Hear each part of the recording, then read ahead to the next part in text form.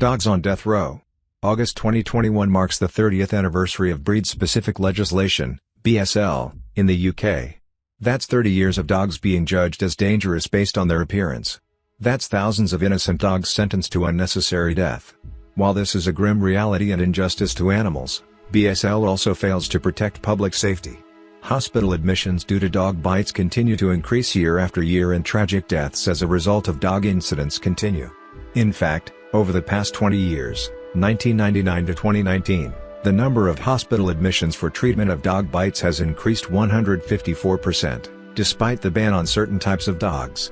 Although introduced as an automatic solution for several high-profile dog bites, the legislation has not achieved what it set out to do. Simply put, BSL is not working. While some people assume that dangerous types are judged by genetics, behavior, or parentage, unfortunately it is their appearance that puts these dogs on death row. Despite an investigation in 2018, the UK government has not committed to AFR's recommendation to look at whether the four types of dogs pose a more significant risk to human safety than any other type of dog. We want change, and we are not alone.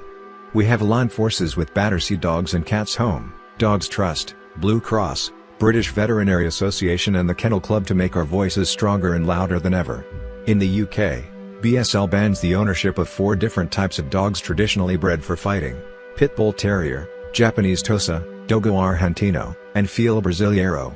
Breed-specific legislation was introduced 30 years ago as part of the Dangerous Dogs Act 1991 to restrict the ownership of certain types of dogs considered dangerous to people. Dogs suspected of being a prohibited type are usually seized by the police, who unfortunately have no choice but to implement the law. These dogs may spend significant time in kennels away from their owners, during which time they are evaluated to determine whether or not the dog is a prohibited type. Although some dogs are returned home to be kept under strict conditions, unfortunately, some need to be put down because of their appearance. Dogs taken to rehoming organizations and deemed a prohibited type cannot legally be rehomed to members of the general public, and so the only option is euthanasia. Since 2016, the RSPCA has had to sacrifice 310 dogs because of their appearance, and despite many having the potential to be great family pets. Whether or not a dog is aggressive can be influenced by factors such as how they are bred and raised and experiences throughout their lives. Breed is not a good predictor of aggression risk. And despite legislation, dog bites in the UK continue to increase.